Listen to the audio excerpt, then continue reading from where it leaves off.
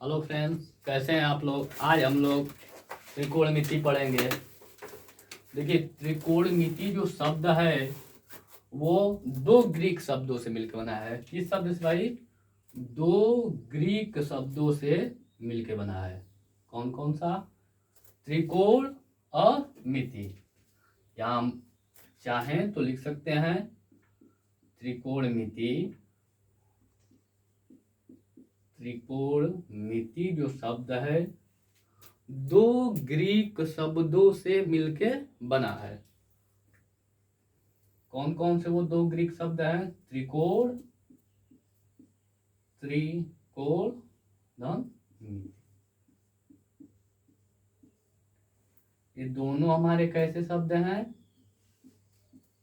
Greek शब्द हैं। त्रिकोण का अर्थ होता है त्रिकोण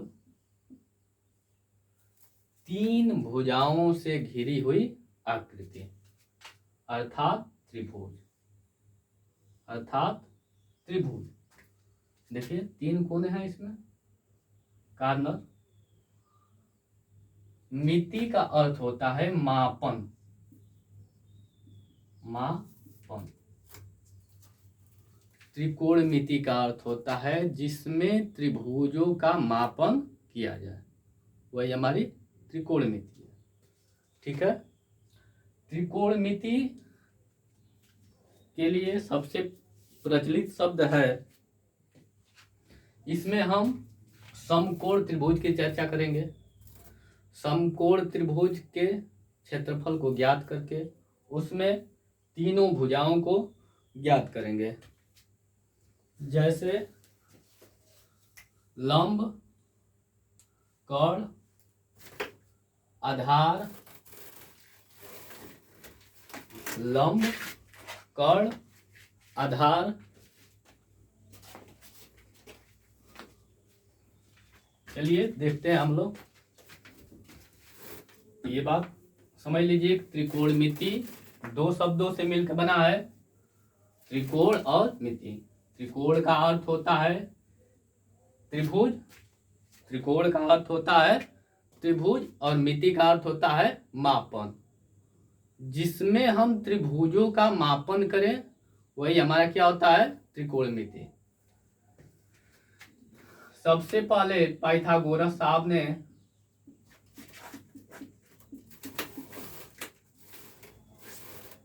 पाइथागोरस एक वैज्ञानिक थे जिन्होंने अपने समकोण त्रिभुज पे विचार व्यक्त किए।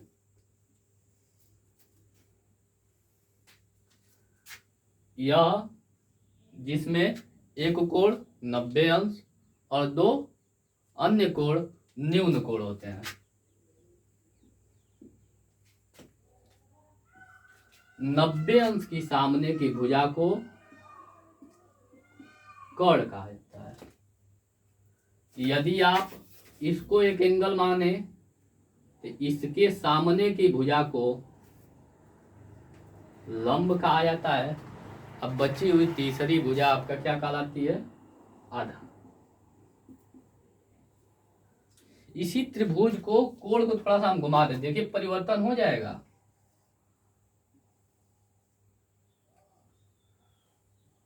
एक चीज कभी नहीं बदलेगा, जो कर्ण हमारी भुजा है वो कभी नहीं बदलेगी। यह सदैव 90 अंश के सामने की भुजा होगी। अब देखिए, यहां पे हम थीटा यहां माने थे, एंगल यहां दिखाए थे, अब यहां दिखाते हैं।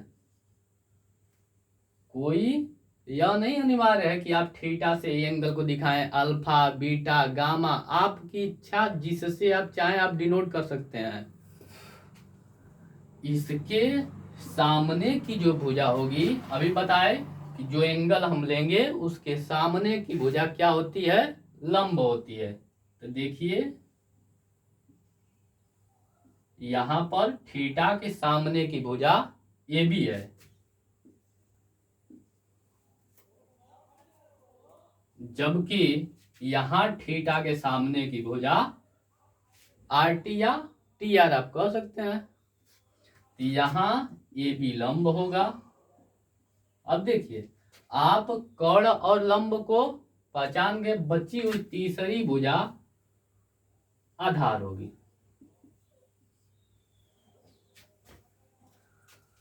आप चाहें तो यहाँ पे नामकरण कर लें ताकि आपको कंफ्यूजन ना हो। आर्यस आधार है, आर्यस कहिए या आप यस आर कहिए, दोनों में कोई अंतर नहीं है। लंब आपका जो है आकृति का आप लिख लीजिए ताकि कंफ्यूज नहीं होंगे।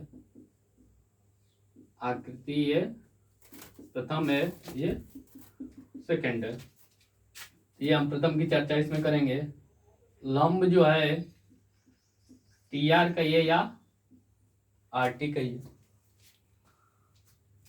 कर्ण अभी बताया आप लोगों को, 90 अंश के सामने की भुजा को क्या कहते हैं? कर्ण। ये देखिए 90 अंश, इसके सामने की भुजा क्या है? टी यस या यस टी। दूसरी आकृति में देखें तो आधार क्या है? आधार, आधार देखिए, आधार ए और सी, ए सी है। ए सी जो भुजा है वो हमारी क्या होगी? आधार होगी। ए सी कहिए या फिर सी ए कहिए। इसमें कर्ण में भाई कोई परिवर्तन नहीं है। कर्ण सदैव 90 अंश के सामने की भुजा को क्या कहते हैं? कर्ण कहते हैं। यहां बीसी कर्ण है और तीसरी भुजा आधार हो गया, कर्ण हो गया लंब। लंब यहाँ थीटा के सामने की भुजा क्या है? A B. तो ए बी कहिए या बी है, ये हमारी भुजा क्या हो गई? लंब हो गई। अब हम पहचान करेंगे, भुजाओं में आकृति बनाते हैं। और सबसे पहले पाइथागोरस साहब ने यही कहा था, एक आकृति मिटा देते हैं, एक से समझ लेंगे कि दो भुजाओं के वर्गों का योग तीसरी भुजा के वर्ग के बराबर होता है। दो भुजाओं के वर्गों का योग तीसरी भुजा के वर्ग के बराबर होता है। अब देखिए, ये कर्ण था हमारा, कर्ण को के से लिख लेते हैं, आधार को ए से लिख सकते हैं, लंब को यल से। कोई जरूरी नहीं आप के से लिखें, ए से लिखें, आप किसी चीज से फ्री हैं। बस इतना बात ध्यान देंगे कि जो 90 अंश की भुजा होती है, 90 अंश के सामने की जो भुजा होती है उसका वर्ग क्या है भाई? कर्ण, कर्ण का स्क्वायर। अन्य दो भुजा क्या है? लंब है और आधार है। तो अन्य दो भुजाओं के वर्गों का योग कर्ण के वर्ग के बराबर होता है। लंब का वर्ग धन आधार का वर्ग। हम त्रिकोणमिति के एकदम बेस से लेके चल रहे हैं, एकदम जीरो से आपकी त्रिकोणमिति चालू किया गया है ताकि आपको बड़े बड़े सवालों में किसी प्रकार की समस्या ना हो।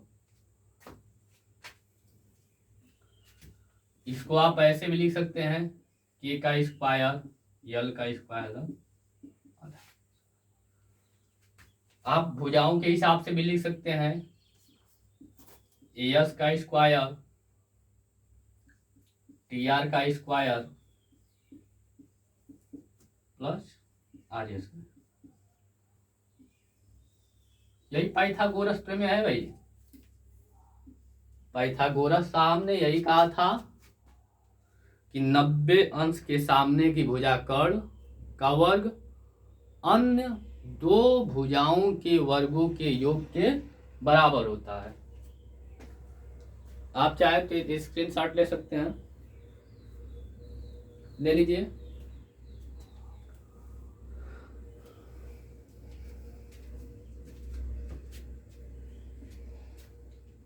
मिटा देते हैं।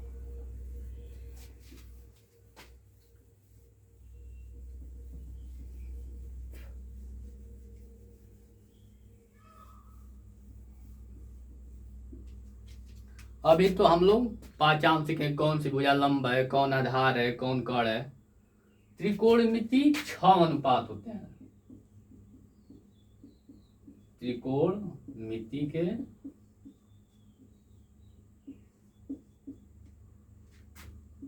6 अनुपात होते हैं।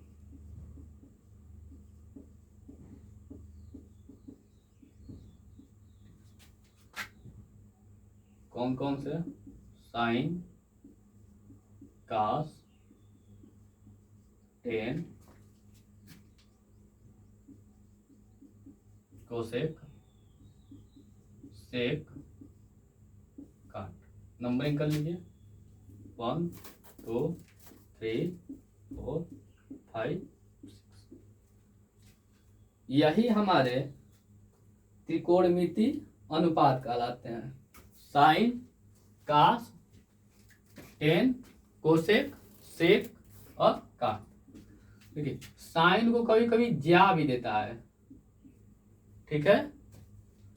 कास को ज्या और टेन को अस्प्रज्ञा। साइन का व्युत्क्रम की जब अभी आगे हम व्युत्क्रम की चर्चा करेंगे तो साइन का व्युत्क्रम कोसेक, कास का व्युत्क्रम सेक, टेन का व्युत्क्रम काट होता है। इसीलिए इसको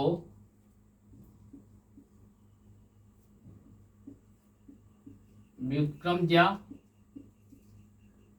इसको व्युत्क्रम को ज्या और इसको व्युत्क्रम अस्प्रज्ञा कहा जाता है।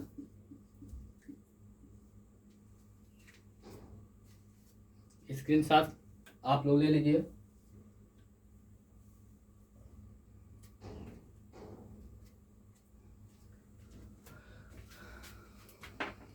चलिए हम लोग अभी व्युत्क्रम की चर्चा करेंगे।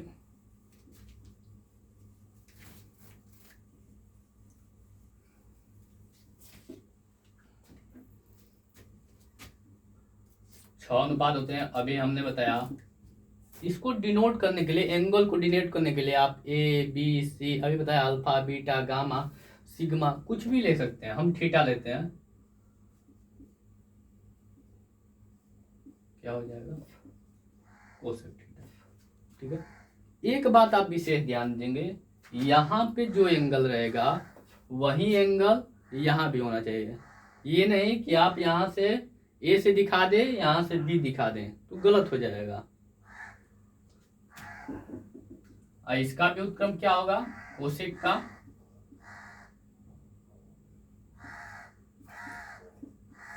1/sin theta. कास थीटा का व्युत्क्रम क्या होता है? अभी हम लोग चर्चा किए हैं, सेक थीटा। और सेक का व्युत्क्रम क्या हो जाएगा? Cos theta. सब याद करिएगा, बहुत इंपॉर्टेंट ये सब है। छोटा छोटा देखने में है लेकिन आगे सवाल में बहुत बड़ा योगदान है इन सबका।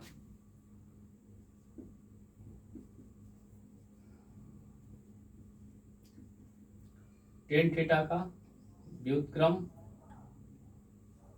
काट थीटा, और काट का व्युत्क्रम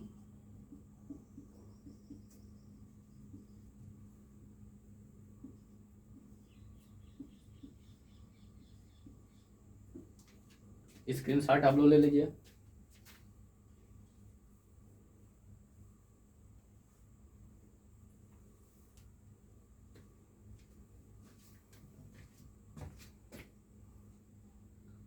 चलते हैं आगे, देखते हैं क्वेश्चन इस पे कैसे पूछता है।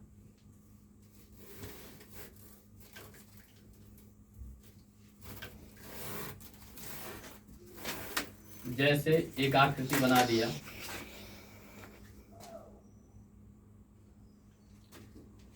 इसमें यह दे दिया ये 90 अंश, ये कोई एंगल दे दिया मान लेते हैं हम अल्फा दिया हुआ है, इसकी माप 3 सेंटीमीटर, इसकी माप 4 सेंटीमीटर, ये आपसे पूछ रहा है। AC आपको ज्ञात करना है, ठीक है। अभी हम लोग पढ़े हैं पाइथागोरस साहब ने क्या कहा था कि कर्ण का स्क्वायर, तो कर्ण क्या है, कर लीजिए भाई, यही कर्ण है आपका, थीटा के साथ कर्ण क्या है, लिख लीजिए कर्ण AC थीटा, या कहें तो जो कोण दिया रहेगा न्यून कोण उसके सामने की भुजा लंब, तो लंब क्या है AB, आधार बची हुई तीसरी भुजा हमारी आधार BC। AC आपको ज्ञात करना है, AB दिया हुआ है 3 सेंटीमीटर, BC 4 सेंटीमीटर दिया। फार्मूला लगाइए, बताएं आप लोगों को, ट्राई करिए एक बार। 10 सेकंड का आपको समय दिया जाता है।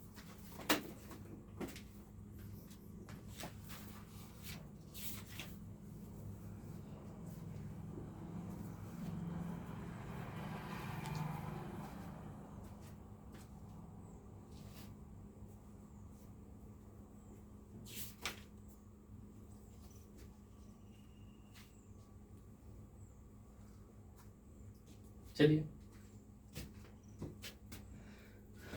हमने यही कहा था कि कर्ण का स्क्वायर अन्य दो भुजाओं के वर्गों के योग के बराबर होता है। ये भी क्या है भाई, 370 का स्क्वायर, 4 का स्क्वायर, 3 का वर्ग 9, 4 का वर्ग, वर्ग का मतलब देख लीजिए, कोई लोग नहीं समझ पाते हैं, 2 बार मल्टीप्लाई सेम संख्या का,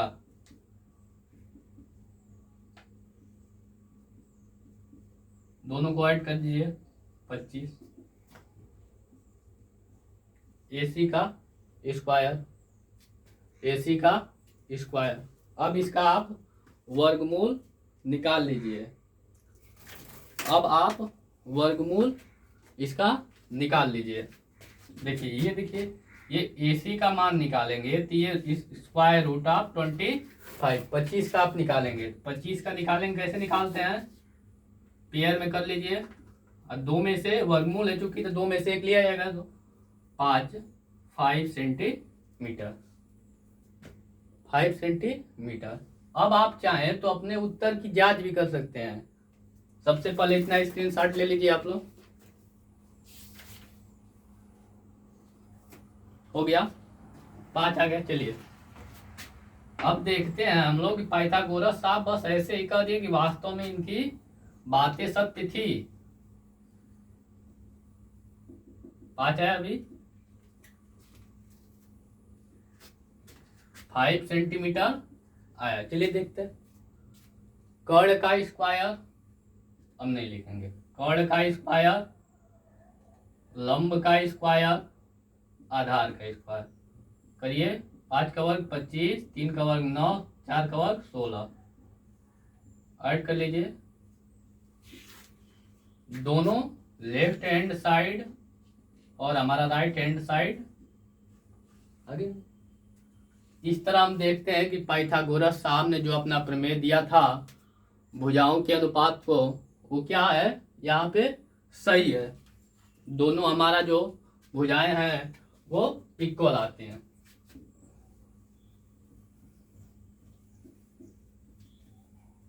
मिटा दे,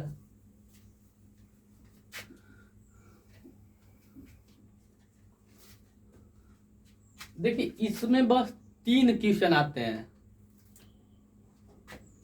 कभी, इसमें क्या क्या है, 3 चीजें हैं, कर्ण, लंब, आधार, 3 है, तो 2 तो कंफर्म देगा। अब 2 हो सकता है ये दे दे, ये दे दे, इसको पूछे, ठीक है। दूसरे में क्या हो सकता है, कर्ण, लंब, आधार। ये दे दे, ये दे दे, आपसे ये पूछे। तीसरा देख लीजिए, तीसरा क्वेश्चन क्या हो जाएगा, कर्ण, लंब,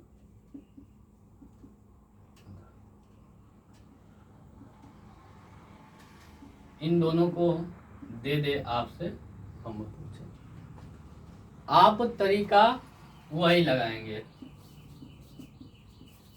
कर्ण का स्क्वायर, लंब का स्क्वायर, धन आधार का स्क्वायर, कोई परिवर्तन नहीं। चलिए एक को हम देखते हैं, जैसे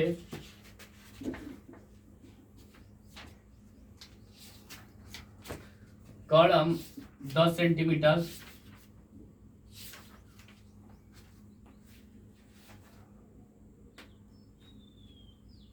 इसको 8 सेंटीमीटर, ये पूछ रहा है। कुछ लोग कहते हैं सर हेर फेर करके याद कर, नहीं, वनली वन एक आप फार्मूला याद करिए इसमें, कर्ण का स्क्वायर बराबर लंब का स्क्वायर धन आधार का स्क्वायर। अब देखिए कर्ण का मान क्या है, 10 का वर्ग, लंब क्या है वो तो पूछ रहा है, नहीं पता, आधार क्या है 8, 10 का वर्ग 100। अभी बताएं कैसे करेंगे वर्ग, देख लीजिए, 10 गुणे 10, लंब का वर्ग 8 का वर्ग 8 गुणे 100, लंब का स्क्वायर 64।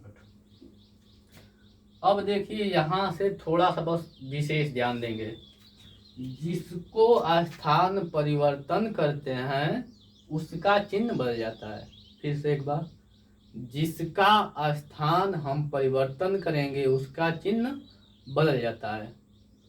प्लस रहेगा तो माइनस, माइनस रहेगा तो प्लस, गुणा रहेगा तो भाग, भाग रहेगा तो गुणा।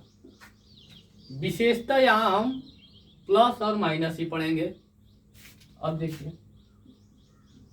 अब देखिए ये अपना स्थान परिवर्तन कर रहा है, ये प्लस है, इसके सामने का सदैव चिन्ह होता है। अलजेब्रा जब आप लोगों को बढ़ाएंगे तो उसमें साइन परिवर्तन बहुत डिटेल से बताएंगे।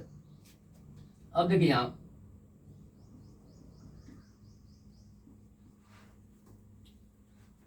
ध्यान से देखिए, ध्यान से देखिए, इसको घटा दीजिए,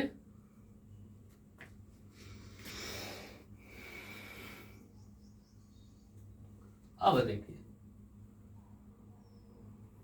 थोड़ा सा मिटा दे रहे हैं, इधर हम लोग देख लेते हैं, इसको नोट कर लीजिएगा आप लोग।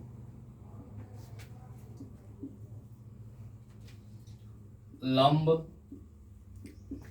की स्क्वायर जो है क्या है भाई, 36, स्क्वायर हटाएंगे तो स्क्वायर रूट 36 कर देंगे। पिछले सवाल में हम आप लोगों को वर्गमूल निकालना बताए हैं, 6 का प्लस माइनस, कभी भी वर्गमूल प्लस माइनस दोनों होता है, लेकिन यहाँ पर हम प्लस ही लेंगे क्योंकि किसी भी भुजा की लंबाई या लंबाई कभी भी ऋणात्मक नहीं होती है, इसलिए हम -6 हटा देते हैं। आप चाहें तो स्क्रीनशॉट ले सकते हैं, ले लीजिए।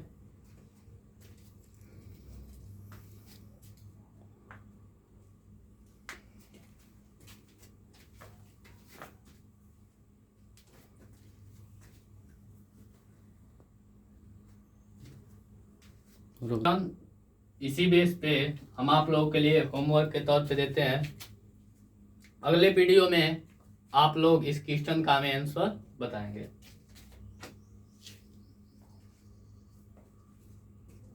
यदि किसी समकोण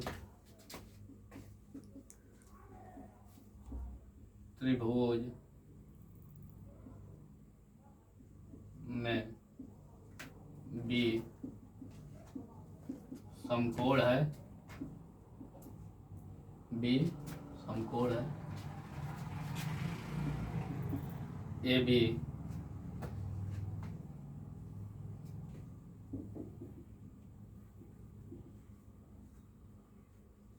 आठ सेंटीमीटर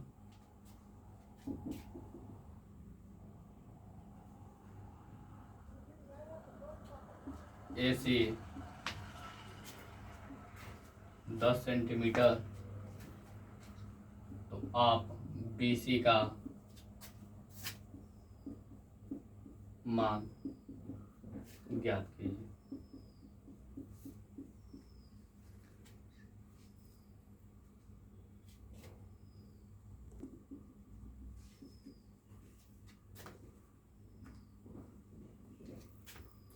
यदि आप लोगों को ये वीडियो अच्छा लगा हो तो इसे लाइक करें, सब्सक्राइब करें चैनल को। थैंक्स।